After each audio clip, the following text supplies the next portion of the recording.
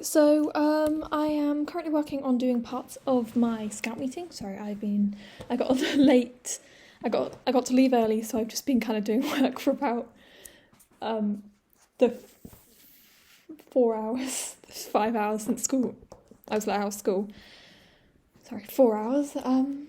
Yeah. So basically, what I have right now is the way I want to do about the chopping and pioneering is that I want them to each name something different, so that way everyone listens to each other and everyone kind of learns something. Cross off that box. Yeah, and also, the dangers around that, what can happen, and each kid has to mention something new, and then while Duncan will lead this, because he's very good at getting them to listen, me and Annie, her name is spelt Annie, but it's Annie, we'll set up Mikado, which is basically a game where you just put a load of sticks on the ground, and then everyone tries and, picks them up, and it's Mikado, basically, that game where you, and the way, I just need to remember how to set up, I think mainly the idea is you just throw a load of sticks on a pile and hope it all works out. Sorry, I've been playing with this. And then we're going to play it in 3 teams, and I'm going to make sure the explorers are split for this one, just because I think they can be really helpful, and they're really good at this sort of thing. And the idea is try and this also make them apply what they've learned about being safe around the sticks and stuff. And it's also really good teamwork. You bond a lot over these sorts of games because people just kind of listen to each other. Next, after that, we're going to do a bit about safety around campfires. So basically every kid goes around and adds something no one else has said.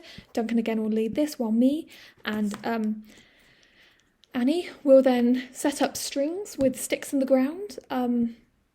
So preferably I'm going to do that earlier, but that's what I've added so far, is we're going to set up, and then we're going to make sure the fire pits are underneath them, and then tell the kids, okay, you have to make your own fire. Figure it out.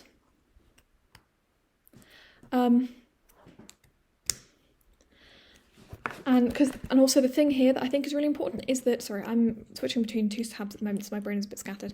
And what I'm going to do for this one is I'm going to make sure there's two scout teams. We're going to make sure there's a mix, and that way you have some of the older kids who know what they're doing, some of the younger kids that don't, and everyone just kind of has to mix. And I also want the explorers to be their own group, because when they're with the scouts, they tend to rely a lot on them, which isn't fair.